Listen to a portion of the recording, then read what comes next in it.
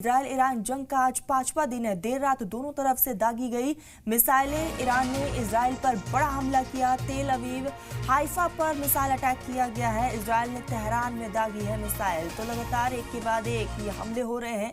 आपको बता दें कि शुरुआत इजराइल की तरफ से किया गया है। इजराइल ईरान जंग का आज पांचवा दिन है। देर रात दोनों तरफ से कई मिसाइलें दागी गई हैं। आपको बता दें कि ईरान ने भी इजराइल पर बड़ा हमला किया है। तेल अवीव और हाइफा पर मिसाइल अटैक किया गया है। इजराइल ने तेहरान में ये मिसाइल दागी है। हालांकि दोनों मुल्कों में इस वक्त हाई अलर्ट घोषित कर दिया गया है और ये तस्वीर आप देख रहे हैं, दूर तक धुएं का गुब्बार नजर आया और ईरान ने साफ तौर पर अपना रुख स्पष्ट करते हुए कहा है कि वो किसी को छोड़ेगा नहीं, बख्शेगा नहीं और चेतावनी ईरान की तरफ से दिया गया है और उसकी ये तस्वीर आप देख रहे हैं। आपको बता दें कि सबसे पहले इजराइल की तरफ से ईरान पर हमला किया और उसके बाद जवाबी हमला ईरान की तरफ से किया गया।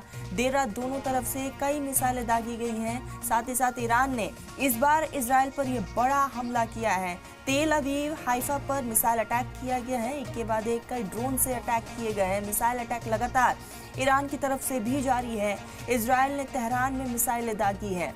आपको बता दें कि एक के बाद एक अटैक जो है वो साफ तौर पर दोनों मुल्कों की तरफ से देखने को मिल रहा है। शुरुआत इजराइल की तरफ से हुआ, लेकिन अपना रुख स्पष्ट करते हुए हेमदी ने साफ तौर पर कहा है कि हम इजराइल को छोड़ेंगे नहीं और साथ ही साथ इजराइल को जो मुल्क मदद पहुंचा रहा है हम उसे भी नहीं छोड़ेंगे।